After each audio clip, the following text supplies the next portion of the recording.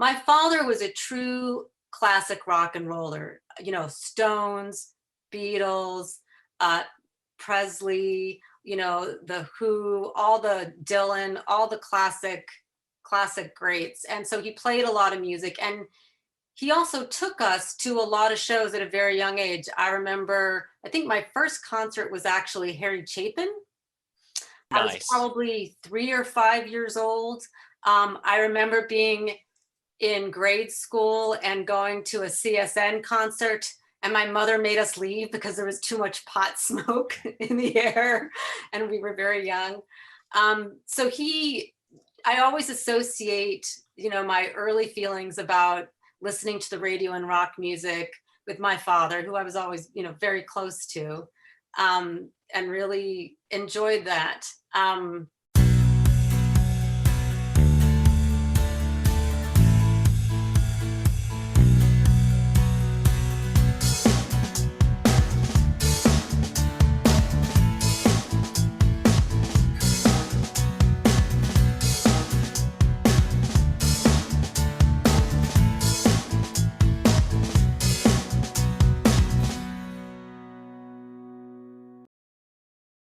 Hello, everyone, and welcome to a new episode of Set Listing Bruce, your podcast all about Bruce Springsteen, his music, and mostly his fans. I am your host, Jesse Jackson, and joining me today is a new online friend, a photographer, a passionate Springsteen fan, and Joe, welcome to the show.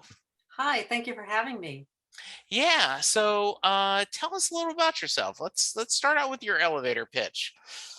I am a recovering lawyer, as I like to say, who is now a photographer. I love Um, that.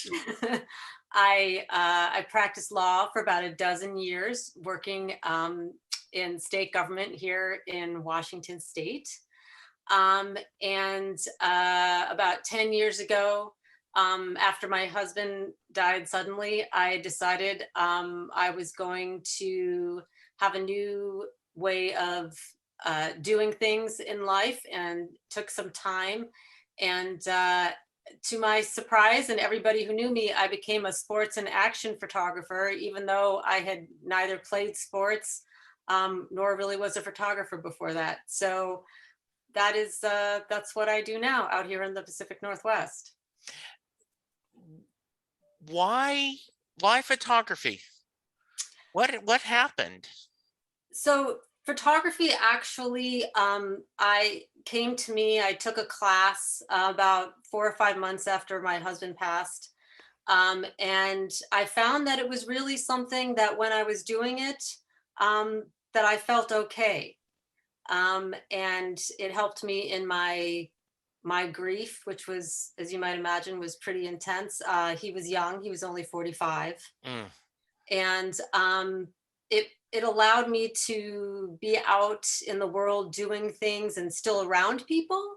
But also was sort of a shield for me. I could be there, and I had a function behind the camera, but I didn't really have to interact with people if I wasn't able to. And that's really kind of where the sports came in, because it's a very um, in some ways you're removed from interacting with people a lot of the time, yeah. and you're observing people doing things that they enjoy. So that was very joyful to me. Sort of helped me bridge my way back to the world after his death. Yeah, I can imagine. Did you mentioned you weren't a big sports fan to begin with? No, no, I was not, and I got into sports photography because a coworker of mine was on a roller derby team, Okay. and which was very big out here. And she had me come photograph her roller derby team, and it turns out that I was just actually really good at action photography. And then I got into all the high school sports and equestrian events, and I do a lot of um, acrobats and anything. I always joke, if it moves, I photograph it. That's kind of how it's been. Do you, so I've had some friends who are photographers, and especially a lot of portraits, like they're Mhm. doing senior pictures. They're doing, one of my son's closest friends, mom, when I needed a new official photo for LinkedIn, come on, Jesse, let's make some photos and everything. Um, so how do you get gigs taping pictures of people doing gymnastics and riding horses? I'm really lucky. Where I live in Olympia, so that's the capital city. And because I'd worked in the legislature for so long, I actually had a really extensive community. Okay. And I always say everything I've ever gotten in my life as a photographer is because somebody opened a door for me, had a friend who said, "Hey, you should come photograph this." Like the Hmm. horse shows, I had a friend whose daughter rode horses. Um, Same with high school sports. People who knew me from doing roller derby said, "Hey, she's a great photographer. You should have her come to the high school sports." It's a small, kind of tight knit community out here. And what's Hmm. really nice is as long as you're a nice person and you do good work, people will open the door for you. There's not a whole lot of gatekeeping. So I was very lucky just to have a lot of community support. So you saying that if you're a nice person brings up one of my favorite stories. I don't know if you know who Neil Gaiman is. I do, of course. Okay, he did a graduation speech, and Yes, called "Make Good Art." I don't know if you're familiar with the I book. am. Yes. Yes, and for listeners, if you haven't, it is the speech was so good that they published it into a book. But one of his points was, and I talk about this all the time at my job, um, you need to be talented, you need to hit deadlines, and you need to be easy to work with. But he says the reality is you only need to be 2 out of 3 to be Mhm. successful. If you're easy to work with and you have talent, they don't care if you're late. If you're easy to work with and you're on time, maybe they'll take a little less quality, right? If you're going to be a SOB, you better be on time and you better have high quality. And I I bring that a lot up when I'm mentoring at my business life. Like, yes, if you can get 2 out of 3, it's good. But how much better would you be as an employee, as a teammate, if you could do all 3? So I love that story that, not only are you talented, but you're easy to work with, which makes it much easier, right? Absolutely. And I think a lot of those skills I had to use as a lawyer working in Yeah. state politics. And they do transfer over, like you said, to other aspects of life. Just, being a decent person and pleasant to be around and working hard and being humble Yeah. and doing good work. And it's been a good life to me. I also do a lot of documentary photography in my community. And so it's been a pretty good 10 years actually. So Joe, do you miss the drama of politics at all? Um, I get asked that a lot, and the answer is really no.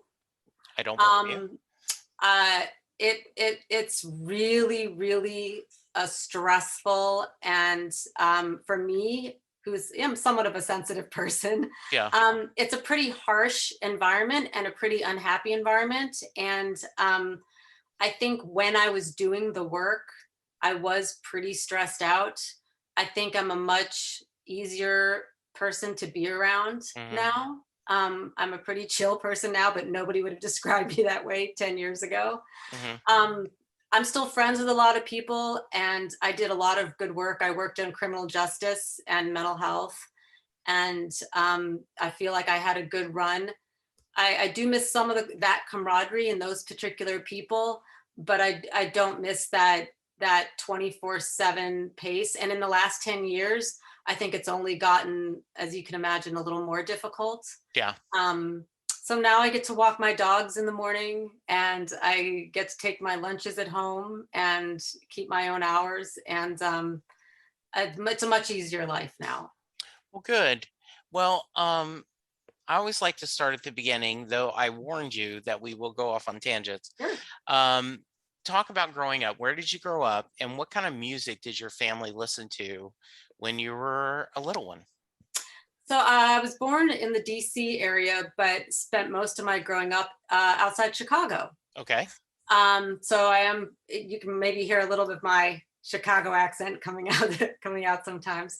And, my father, because I was thinking about this question, my father was a true classic rock and roller, Stones, Beatles, uh, Presley, the Who, all the Dylan, all the classic greats. And so he played a lot of music, and he also took us to a lot of shows at a very young age. I think my first concert was actually Harry Chapin, Ah, and very I was nice. probably 3 or 5 years old. I remember being in grade school and going to a CSN concert, and my mother made us leave because there was too much pot smoke in the air, and we were very young. So I always associate, my early feelings about listening to the radio and rock music with my father, who I was always, very close to, and really enjoyed that. So I remember um, being 12 years old and going to the library, and I wanted to know more about all the, I was a rock nerd. I wanted to know more about all the bands that we were listening to. And so I remember looking at all those, the giant oversized books that you had to pull down off the shelf, and looking through all the photos. And I was a pretty shy kid, but I really appreciated how out there all these artists were. And we had a good time going to all those shows at a young age. So, Joe, one of the things that um, today I, as we're recording this, I was on someone else's podcast, Mhm. and he asked me, he said, well, this is pretty going to be, I think I know the answer to this, but what's the best concert you've ever went to? Mhm. And I said, well, I'm going to throw you a loop. I said, I absolutely could talk about Bruce, seeing him. I was lucky enough to see him on Broadway, and the shows I've seen. But the two I would name, just to mix things up, is in the late 70s, Harry Chapin came to Lake Charles, Louisiana, and it was just him. His band did not make it. It was storming outside. And so it was just him and his guitar. And it felt like he played all night, Well, that's great. telling stories. And then Linda Ronstadt was touring with the Neville Brothers.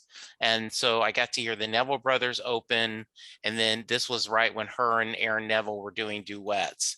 And then she came back, did a lot of her songs, and then sang with Aaron. And that 1-2 punch of Linda Ronstadt, I graduated high school in 77. So she was one of the, my crushes, Yeah. like I loved her music, and I loved, you know, actually having a crush on her. And then hearing the Neville Brothers, which is such a complex, lovely music from New Orleans, was a really cool show. So that's kind of neat that you got to see Harry and you got to see CCR for at least a little bit. Yeah. And I imagine there was a little bit of distinctive, wacky tobacco, as they said, floating in the air. Yeah. And I should note that Linda Ronstadt and Pat Benatar were what my dad called back then, his heartthrobs, as he would Ah, say. So we yes. had a lot of both of their music in the house as well, for That's sure. nice. For sure. So, how about your mom? Was she as passionate, or No, uh, she really wasn't. And I know we'll talk more about, why Bruce's music spoke to me, and I'll speak a little bit more about her then. But this was really my dad's domain, okay. and my relationship with him. Yep. Did you go through a rebellious phase when you started getting into high school, and did you kind of rebel against your dad's music, or did you just always, you may have added other bands into your, quiver, but you always respected what he, loved what he had? Um, no, unfortunately, I wish I had been a little more rebellious. I might have had a much better time in high school than I did. Like I said, I was a little bit of a nerd. Um, yeah, lawyer, not surprising. Yeah. Um, No, I always really loved, I always still listen to the classic rock stations, but I'm that early MTV generation, top 40 in the 80s. Mhm. So I did listen to all that top 40 stuff. But still always came back to that, I think to that classic rock, and still, seeing some of those bands through the years, even as I got older. Yeah. Um, Definitely. And my dad and I remember we went to Stones concerts, Steel Wheels, I think it was. We would Huey Lewis in the News, Bob Seger. I mean, we still, even into my teen years, went to all those shows. Chicago obviously got a lot of those acts coming through. So yeah, we definitely still kept up on the same page. Yeah. Um, where did you go to school? Where did you go to undergrad and then law school? I went to Northwestern University outside Chicago. And then I actually got a master's degree in history at the University of Oregon. And then I went back to University of Wisconsin-Madison for a law degree, and had always wanted to come back out to the Northwest. And so ended up back here. As soon as I graduated law school, got in the car and drove right out to Seattle. So I was lucky to land. Yeah, I that's great. I have I've never visited that part of the country, though my brother-in-law and sister-in-law talk about how beautiful it is. They are always talking about this is where we need to go for a family vacation. It is incredibly beautiful. I will say, and I was talking about this with my friend Suzanne, who I was with just in New York last week before, for the Broadway show. It does make it a little harder to see a lot of shows. Yes. I mean, being out here for the last 20 years, you really have to work at it if you want to catch multiple shows in a tour. It's a challenge. Yeah, we're going to get to that in a minute, but it is similar, in Dallas, Texas. He doesn't always, I mean, you would love that he would do Houston, Dallas, and, Austin, but he may do only one, during a tour. And so it's a little bit tougher to see. Um, so how did you discover Bruce? And if you can you tell me why he spoke to you? Mhm. So it's funny, memory's a funny thing. Obviously, things that are really important you remember really well. And I can picture it so clearly. Believe it or not, I was 12 years old, and I remember driving with my mom in her car, and it was nighttime, and we were headed into town, and "I'm on Fire" came on the radio, and it just stopped me. I was that little adolescent, and I was like, who is this voice? What is this voice? He sounds like he's singing to me, and what is he about? And I was just captivated by this song. And as I said, I'm that early MTV generation. So right in that time, they were doing some big, it was the big Born USA time, and they were doing a big 24-hour or week-long Bruce marathon. And I saw the Dancing in the Dark video, and I realized it was the same person. And so I said, "Oh my gosh, who is that?" So I remember I walked into town, and I was like, "Well, I gotta get this Born in the USA record." And so I remember I got the Born in the USA record and the poster, the jumping guitar, the classic jumping guitar poster. And I just put that on a cassette, used my dad's stereo to put the record on a cassette. And I just started listening to it over and over and over again. And within a few months, I had gotten all his records. My dad had Born to Run, and my brother had gotten Nebraska as a gift and had never opened it. And so I can't remember what I traded him for it, but I got that. And of course, right then, I didn't have my own stereo. So I'd be in the family room with the giant black headphones on, just listening to the music over and over and over again.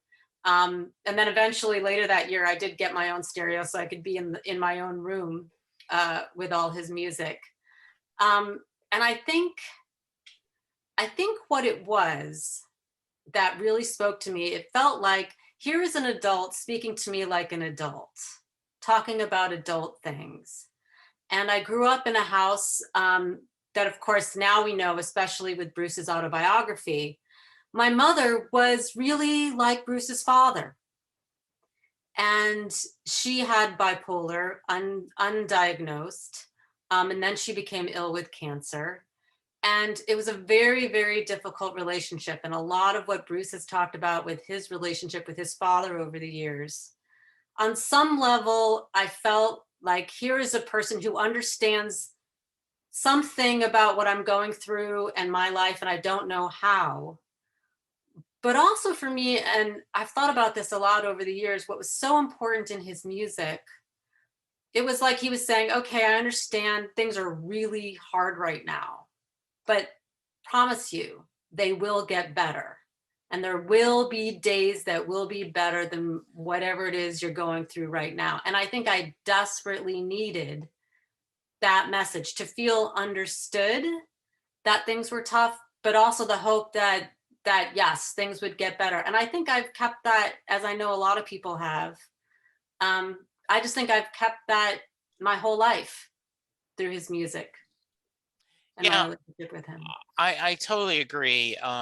Better Days is one of my favorite songs, and Land of Hope and Dreams, probably those two I would put as one and two of my favorite songs. And there is that sense of hope and sense of um, you know, that we can overcome this.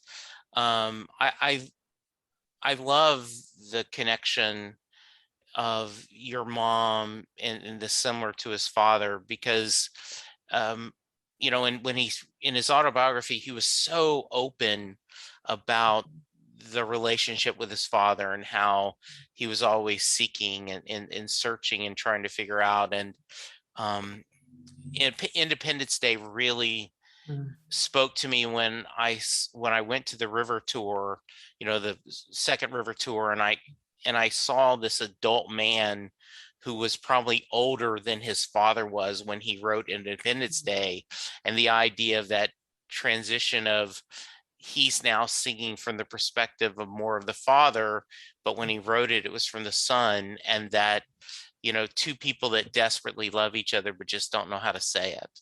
Mhm. Yeah.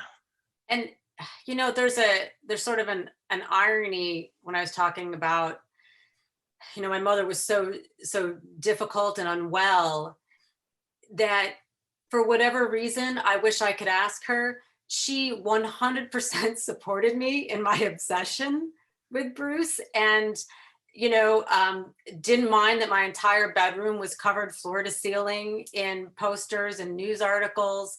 And she got up with me at 4 in the morning to go to the mall to get tickets for, I remember it was in August 1985 show. It was gonna be my first, the first show that I would see in the stadium show. And she got up and waited with me outside, so I could get tickets because I was only 12 years old.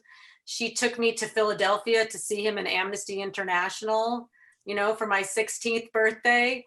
So she was very supportive. It was the one area I think in my life that she was really supported me in me being a fan. I couldn't tell you why that was, but I'm glad that she did. I Yeah, you were nice enough to send me a photo of, Joanna's teenage bedroom, a shot, and I will include that when I put out the episode.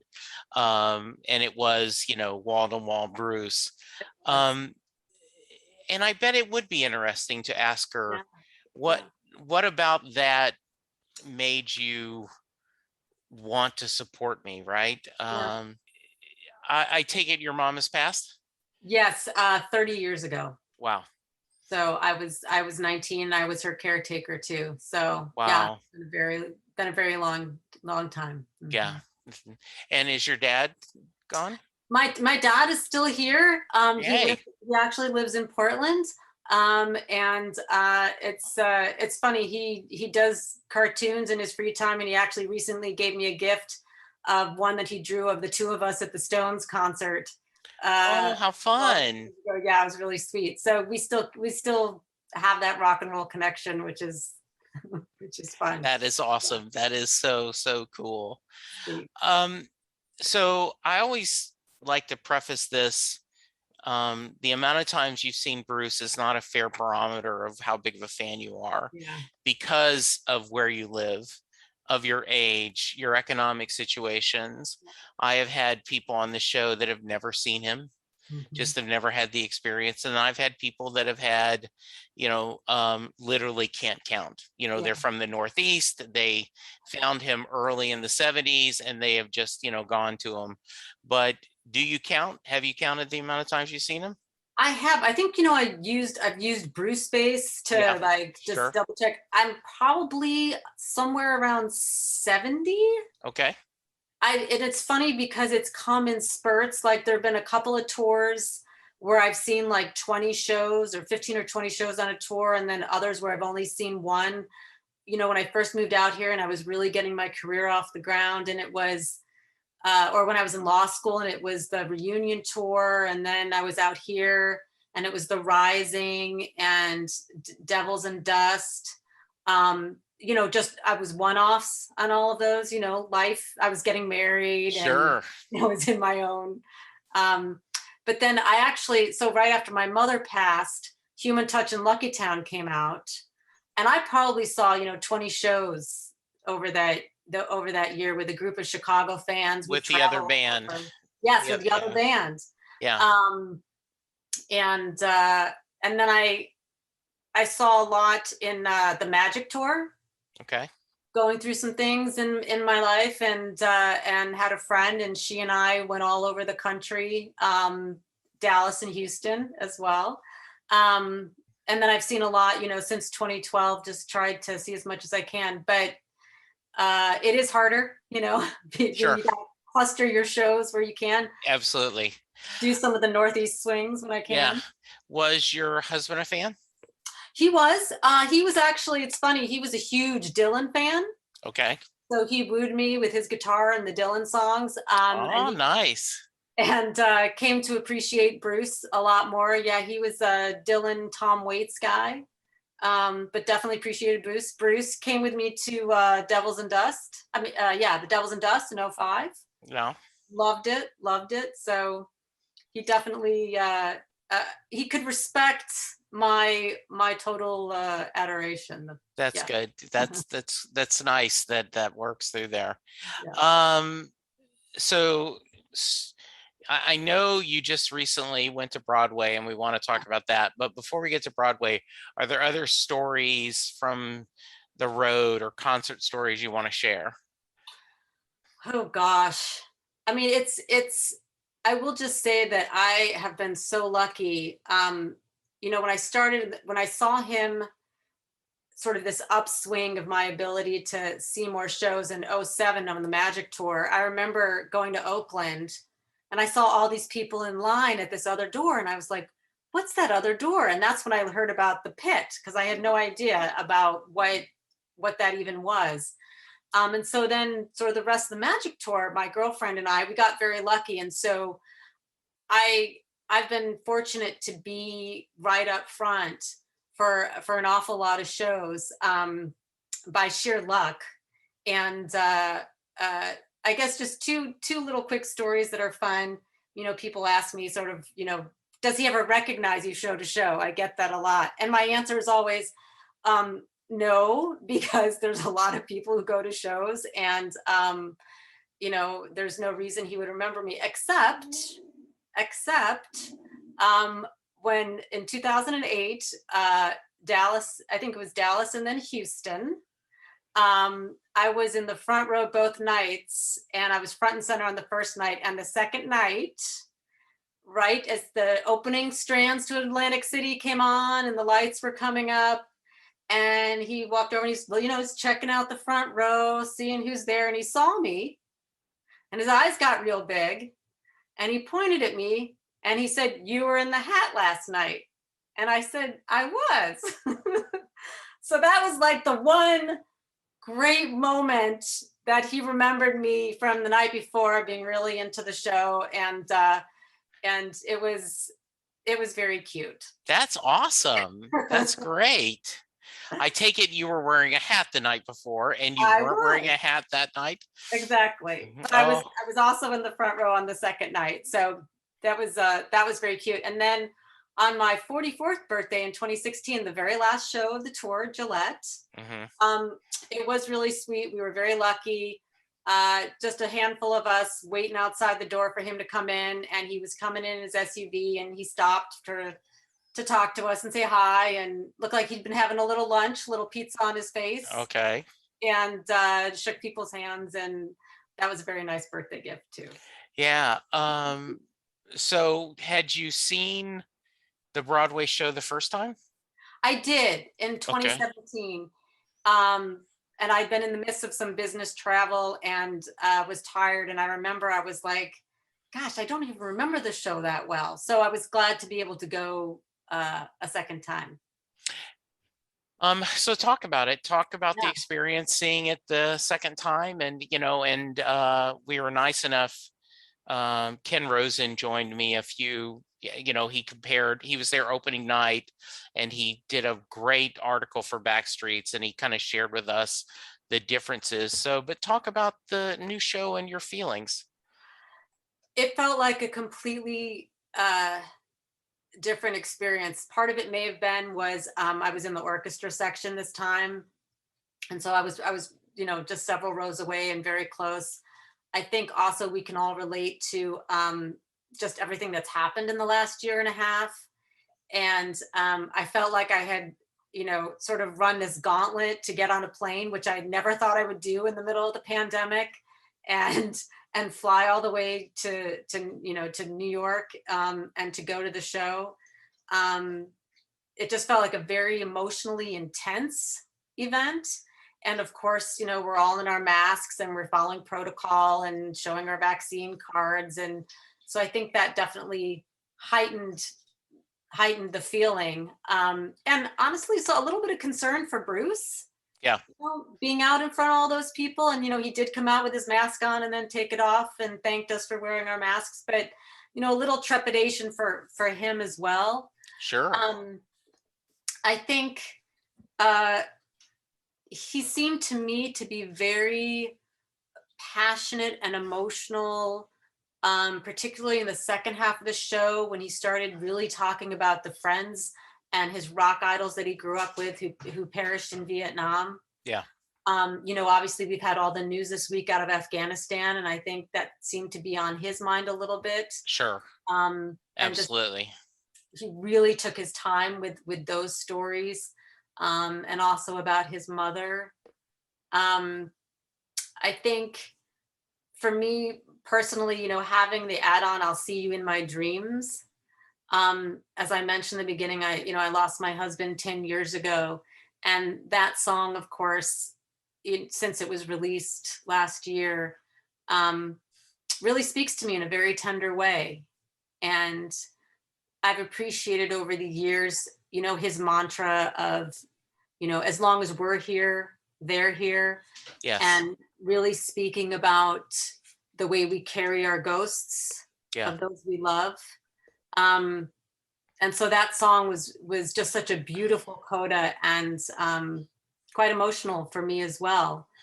Um, I just felt like he was very relaxed and very present, and emotional too. Hmm. Emotional too. As I mentioned with the Born USA. Oh, and 41 Shots. Yes. Just, I have to say, I've seen that song a bunch of times. This was by far, to me, it felt the most connected to that song. Just Hmm. a really beautiful rendition. Yeah, I've often talked about that.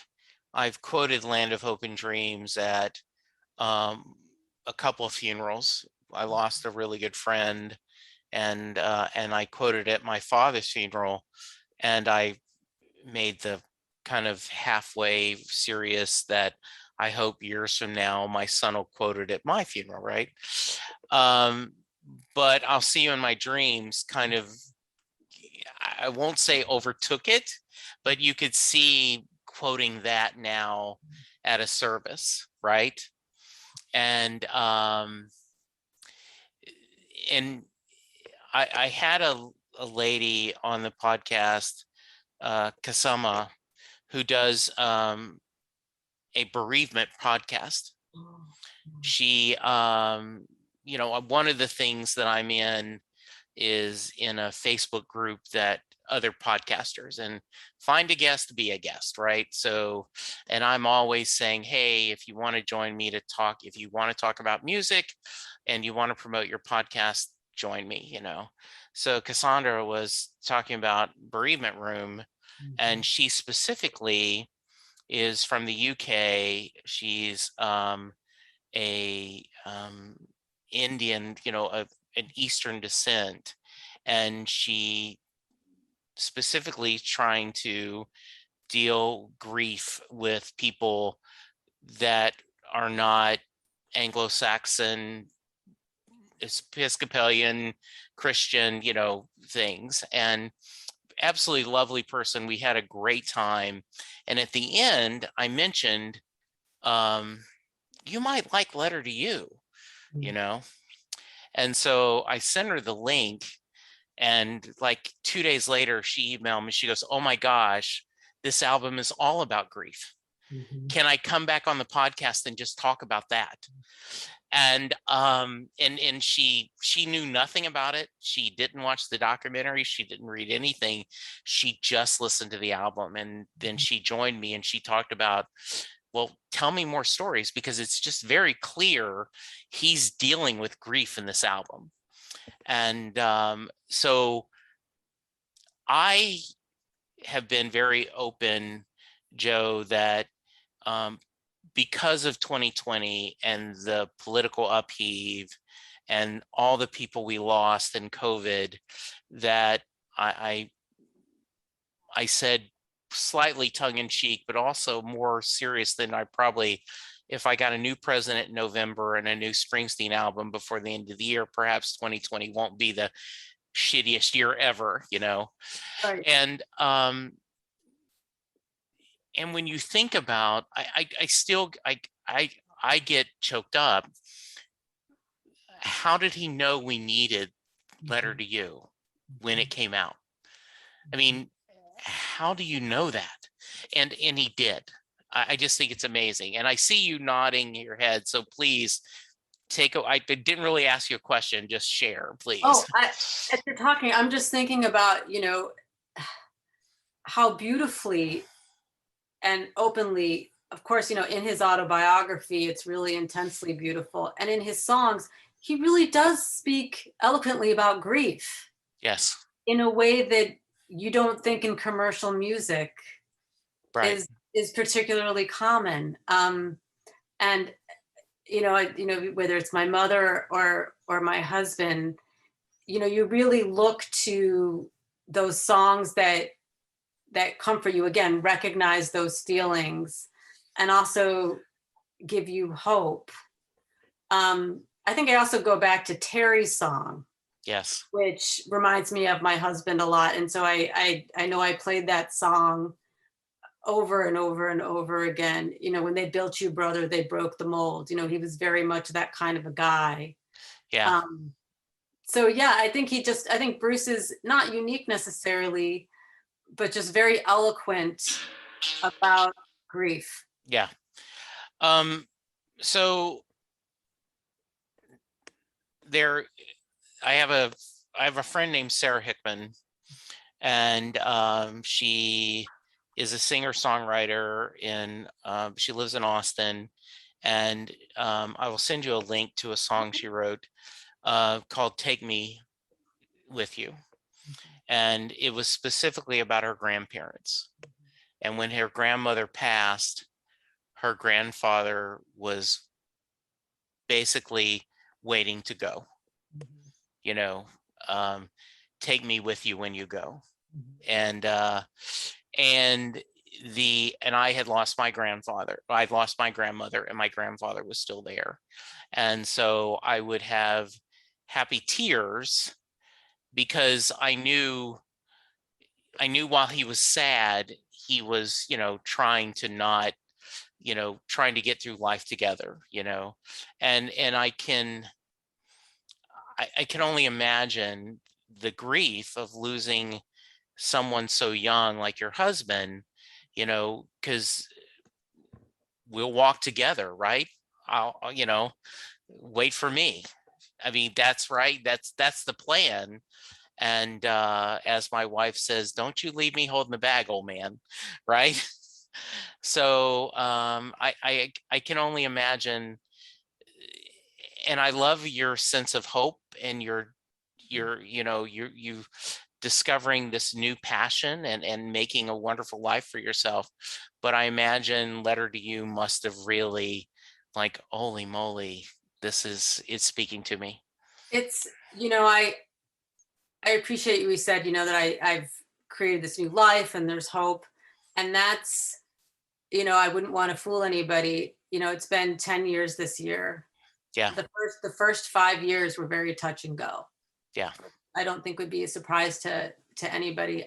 Yeah. And I will say, he did take, he took his own life. He was a veteran who took his own life. I am so sorry to hear that. Thank you. And that's for anyone who's experienced the suicide of a loved one. It's extremely painful, and it's a particular kind of grief, and a particular kind of mourning. It's wrapped up with a whole lot of other feelings. And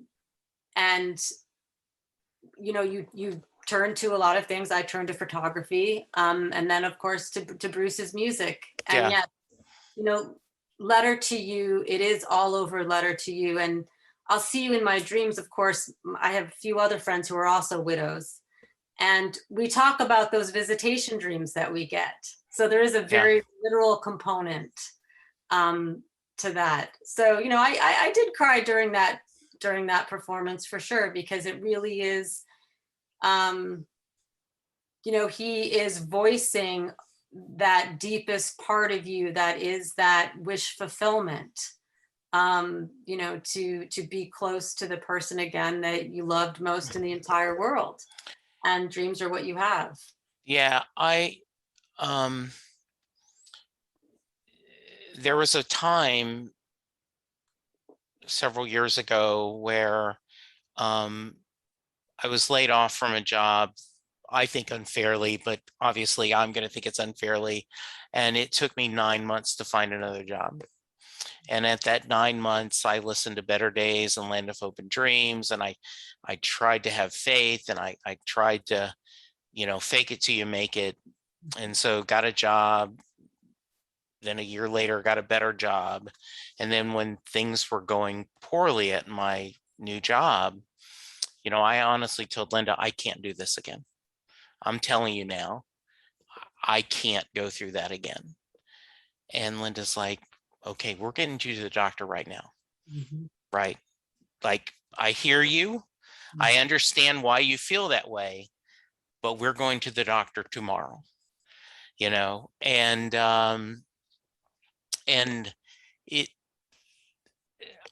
so when I hear people talking about it, that just tell them to cheer up, or they should talk to someone, or, that's a temporary, it's a permanent solution to a temporary problem, right? Yeah. And I was talking to a friend of mine, and he says, "Are you serious?" I'm like, "Yes, Sam." Like, he says, you can't do that. I said, I understand that. I'm just telling you, my gut instinct right now is this. And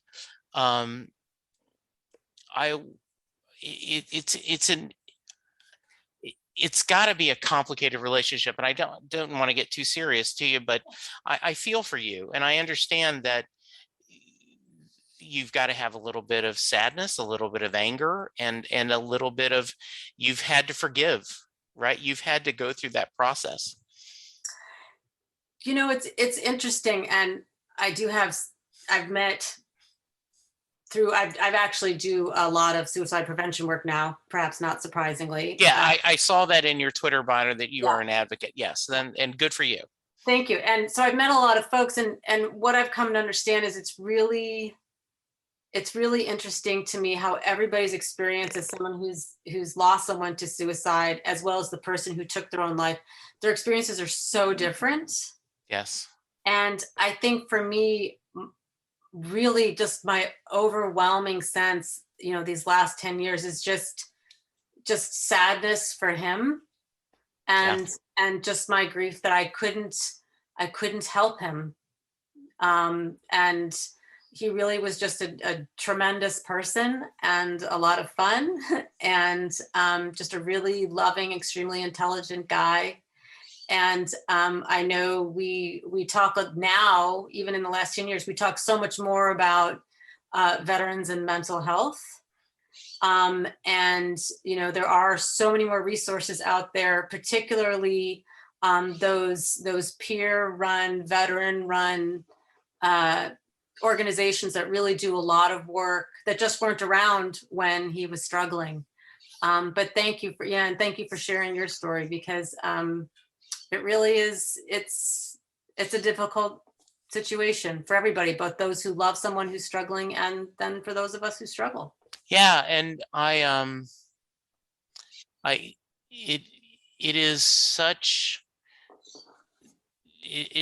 I think the work you're doing is really, really powerful, because there isn't a simple solution. And I often get frustrated that my father was a military, and my my mom said he came back from Vietnam different. He was never the same. And was died, you know, alone in a apartment in Kentucky. He knew he was ill. He knew he was close to the end of his life. And my mom and sister came up and visited him, and he sent him home. I don't want you here, and I you you wonder the and I think, to Bruce's credit, you know, I thought one of the most powerful moments in Broadway was when I've never been a fan of the bluesy Born in the USA. Like on track, I'm like, I'm skipping that one. I don't need that one. But when he played it there, and Yes. he talked about, I wonder who went in my place. Mhm. And when you know the story of how much he has done to help veterans, Vietnam veterans or any kind of veterans, speaks a lot. And then we'll get to a happier subject. It does not feel like we do enough for our government or society with our vets. It is, and like with Afghanistan and going on, I know there has to be a sense, and I've read that, of people feeling, what did I do this for? Because now then, the regime is collapsed and everything, and it's a tough time. It is tough. And a lot of what I hear is, they talk about we were there for each other and for the Yeah, people that we could help. I do think the tone for me, if I'm remembering from the Broadway show this time, when he was doing the intro before Born in the USA, was he was really thinking about these individuals who he admired, who were real living people who existed and had lives that were taken from them, and just a reverence for that, um, in the backdrop of everything that's been going on, just really humanizing that war really is about taking the lives of individual people who were living and breathing, and that it really is a huge sacrifice that we yeah, need to really think about and think hard about. yeah. I absolutely agree. Um, so Beep, Yes. changing subject. Yes. Favorite songs, albums. Are there? You've kind of shared a little bit. My audience is going, okay, Jesse, we appreciate the sharing of emotions. Like we're Get to gonna, Bruce. well, right, it I this is not an exaggeration, Joe. The first time I begged my wife to watch the Netflix Broadway show with me, right? Oh, I just really want you to share it with me, you know. So she gets to the part where he's just talking about his dad, and she's like, okay, turn this off. I am ready. I have never been more depressed. I cannot continue watching this another moment. And then, 2 minutes later, Bruce says, okay, I'm gonna get you off on suicide watch now. We're gonna Right, cheer right, things right, up. right. So when we're Father's Day, I warned her. I said, okay, we're gonna watch this. I need you to just go 5 more minutes after you think you can't go anymore. And then when he talks about her mom and everything, and she loved it, but I just it was so true. It's like, okay. So It is. yeah, There is a lot of seriousness in the show. there is, and a lot of humor. Yes, Yes, absolutely. but there is a lot of seriousness. All right, songs that Oh, you've gone gosh. to, that to help celebrate and to bring you comfort and joy. Yeah. Well, I mean, just in terms of like favorite, just favorites. Well, it's so cliche, the Darkness era, all those songs, all my bootleg tapes that I used to buy at the Holiday Inn record swap shows, all those old grainy videotapes. Um, so that was definitely the era that felt like the most exciting to me, and that record just over and over and over again. Racing in the Street, the fast version, when I had that on bootleg for years, that was my all time favorites. I will say Western Stars is just to me an absolute masterpiece. I mean, so you talk about what would I love to hear live? I wish we had gotten, some live show. The movie was nice, It but was. the lyrics and the music are just, I mean, just spellbinding. It's just a gorgeous It, piece of work. you would have loved to see like a Devils and Dust tour in a small venue, in small venues where they played that.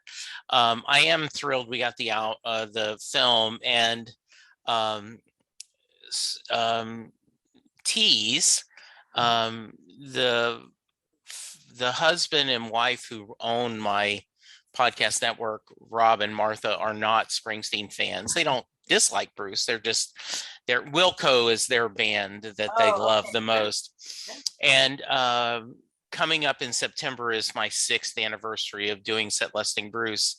And Rob and Martha said, hey, we want to participate. Do you have any ideas? And I said, well, have you ever watched Western Stars? And they go, no, what's that? And I go, it's an album that Bruce did, and then he did a live, concert. They recorded it, and in between songs, there's little snippets of him talking about the songs and talking about his life.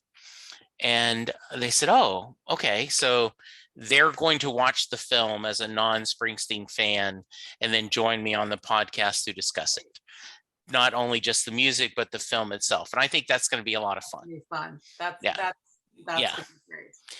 So yeah, I mean, except for Letter to You and Western Stars, right? What are other songs that you may be chasing? Oh, what haven't I heard? I mean, I've just been so lucky. I mean, I one that I just wanted so much was None But the Brave, and I got that on the Magic. I think it was the Magic tour. He played it in Vancouver or Seattle for Eddie Vedder. I can't remember which. So that was one I was chasing for a long time. Uh, I think I did get Loose Ends once. Okay. Um, I think I've been so fortunate in terms That's awesome. That's great. I know we got at the Gillette show, uh, we had, the songs off Wild and Innocent that he played. Um, oh gosh. I've just I'm trying to think. So yeah, I mean, so obviously one's off Letter to You. I'd really love to hear those. I think I've pretty, like I said, I've been so lucky. He's pulled out so many crazy, especially in the '08 tour and the Magic Yeah. tour, Yes. really pulling out Yeah. That a would. whole, Yeah, I agree. just so many of the oldies, and I heard a ton on that. But racing is always really beautiful versions of Oh that. yeah, it is just something special. Yeah. Um, the um, I got to think you'd love to film Jessica. I'm Oh, sure. I mean, I'm sure, like, hey, it's like, it is funny because I do see a lot of the equestrian photographers, who are down in Florida. I've followed the photographers who've done fashion shoots for her. Wouldn't it be nice to be at that level of photography and capture her? I'm very excited for her, as someone who does, have a glance at the equestrian world. To ride horses and jump at the level that she is at, the bravery, the strength, the athleticism, it's you got to be made of really stern stuff. That is a dangerous, hard sport. So I'm just really happy for her, and the whole American team. Just really amazing. Yeah. We were talking about that, and someone had said, you think of like, well, most of it's the horse, right? But then when you see the horse not jump, the rider could, and they're Yeah. disqualified. And to silver is amazing, but by just seconds missing out on gold. I did love someone on Facebook said, is there another family that has collectively Grammys, Tonys, an Oscar, And an Olympic medal. and an Olympic medal? Yeah. How many families can be able to do that? So Really just an amazing performance. yeah, Really just, obviously a talented yeah, horse, but you yeah. have to be really a talented rider. And again, it is a dangerous sport, and there's a lot of Oh, skill involved. So yeah, that's my gotta hats be. off to her. Yeah, for Yeah. sure. So Joanna, is there anything I should have asked you that I haven't? Oh, We haven't talked much about your photography. oh, So that's okay. I can give if anybody is please. interested. Um, on Twitter. I'm at Joe Arlow Photo. And actually, excuse me, Twitter is Joe Arlow, and then Joe Arlow Photo is my Instagram. Um, and my website's Joe Arlow Photography. I do photograph a lot of aerialists and a lot of other fun, kind of offbeat athletes. I did a lot of MMA and, like I said, roller derby, and kind of just a lot of local people doing some fun stuff. So I think that is just I love people who reinvent themselves, that have a new career. Like I've had, I'm a former attorney, and now then I teach school, and so I think there is beauty to finding a passion and doing something about it. So good for you. That is great. All right, before I ask you the Mary question, yes. so if you are a friend of Joe's and you're listening to this, I hope you enjoyed the podcast. And I know if you are friends of her, about her Springsteen obsession, but I hope you will go back and check other episodes, because we have some wonderful talks on here. Jay Armstrong is an honors English teacher, recently retired from the Philadelphia area. And he used to, every year, his seniors would spend 2 days breaking apart the song Thunder Road. They would look at all the lyrics. They would talk about the imagery. They would talk about Robert Frost, comparing his poems and other poets. And at the end of it, the question is, does Mary get in the car? So, Joe, that is your question. Does Mary get in the car? Hell yeah. Yeah.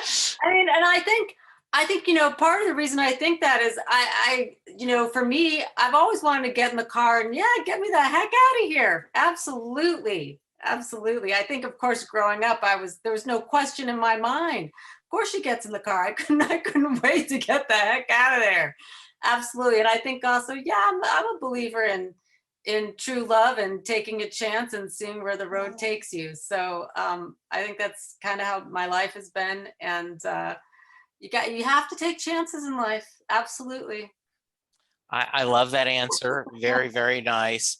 Any final thoughts you want to share? I'm just thanks for having me on. Oh, I just do want to give a shout out. I just have met so many great people over the years from the time again I was so young to recently like I mentioned you did a great interview with Suzanne a few months ago. She's someone who I met in 2016 at the Gillette show, and she and I are great friends now. Bruce people are the best people. And just truly, just what a great time it's been to literally have all my, pretty much my entire life as a sentient person and having Bruce and his music and my fellow Bruce travelers in it.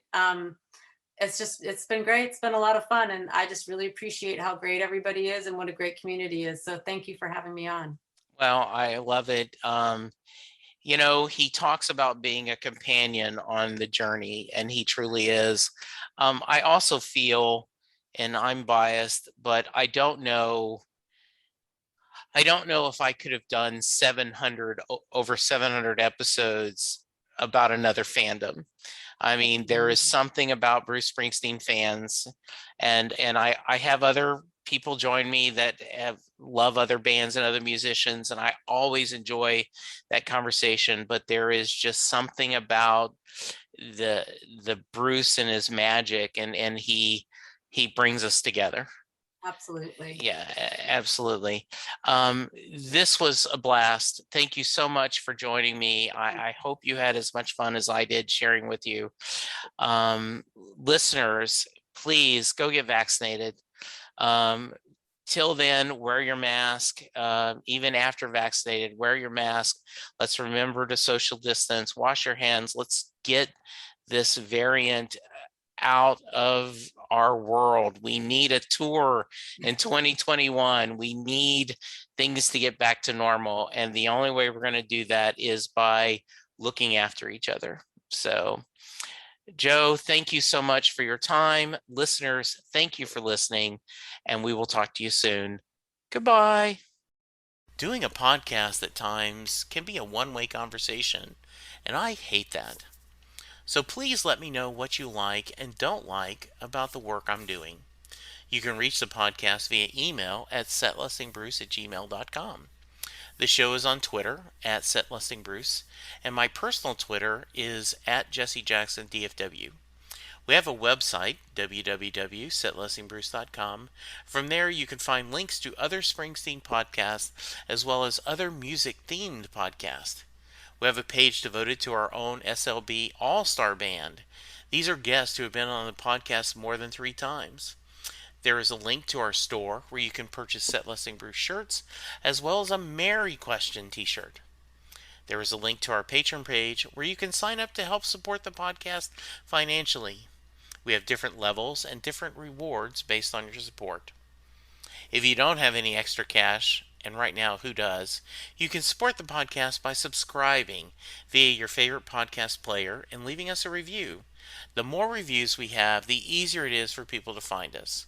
And please tell a friend about the podcast, especially if they love Bruce or music, because it will make a difference.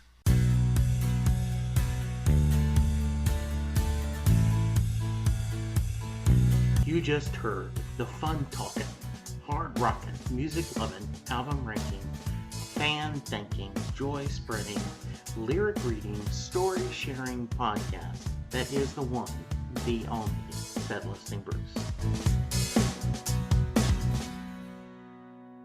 The theme for Set Listing Bruce was written by David Rosen, used by permission.